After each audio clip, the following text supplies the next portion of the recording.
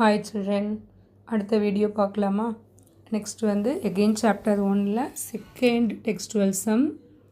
A ball of mass 1 kg moving with a speed of 10 meter per second rebounds after a perfect elastic collision with the floor. Calculate the change in linear momentum of the ball. சம்ம நல்லா ஞாபகம் வச்சுக்கணும். கொடுத்துருக்கிறது வந்து change in linear momentum கேட்டிருக்காங்க. Formula வந்து மொமெண்டத்துக்கு formula mass into velocity. Change in அப்படிங்கிறப்போ ஒரு இனிஷியல் அண்ட் ஃபைனல் இருக்கணும்.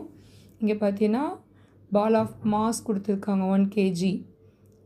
அது என்ன ஸ்பீடில் மூவ் ஆகுதுன்னா 10 மீட்டர் பர் செகண்ட் ஸ்கொயரில் 10 மீட்டர் பர் செகண்டில் மூவ் ஆகுது.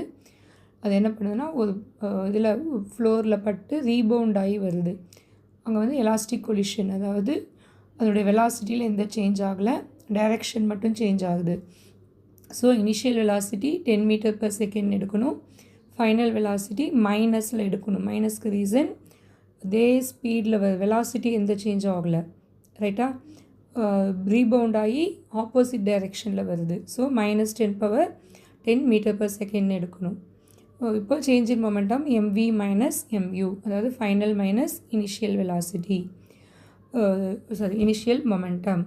இப்போ இங்கே சப்ஸ்டியூட் பண்ணு. மாஸ் இதில் ரெண்டுமே மாஸ் வந்து 1 kg. So 1 into velocity 10 metre per second.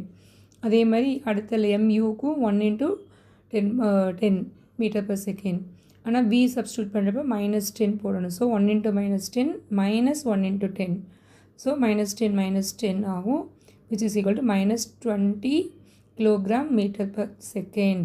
So change in linear momentum of the ball is 20 kilometer per second acting in the opposite direction of its motion.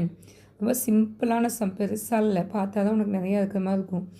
Given எழுதுங்க, formula எழுதுங்க, substitute பண்ணு, unit கரெக்டாக போடு, நல்லா practice பண்ணு. All the best.